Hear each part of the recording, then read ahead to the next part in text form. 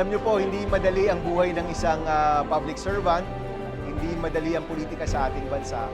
Pero kung nandyan sa puso, yung ating kagustuhan tumulong at matigas yung mga tiyan natin, handa tayong magtrabaho, marami tayong pwedeng magawa para sa mga kababayan natin.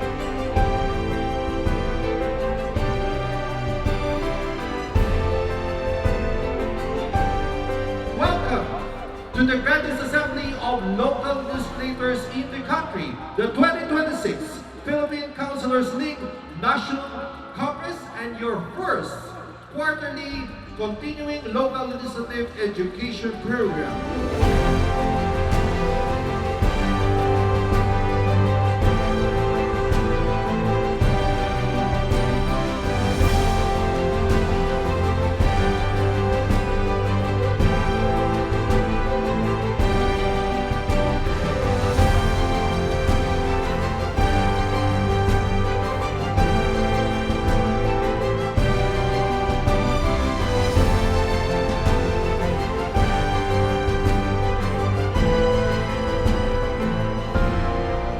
We had to work very hard to get where we are now.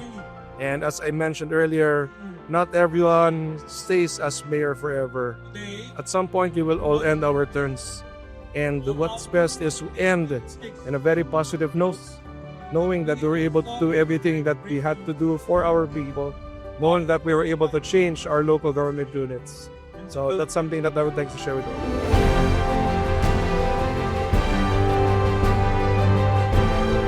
What I can say to my fellow public servants, just be truthful, honest, and give all the best that you can be. And that you must love your work. And I really feel that. I really love to serve my constituents. That's why I don't get tired.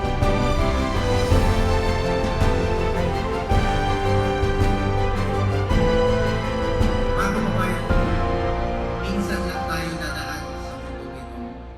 Kung ano pong kabutihan, tutulong na pwede natin gawin sa ating kapwa, gawin na natin ngayon dahil hindi na tayo babalik sa mundong ito.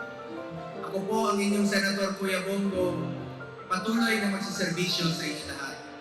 And ako po'y naniniwala na ang serbisyo po sa tao, serbisyo po yan sa Diyos.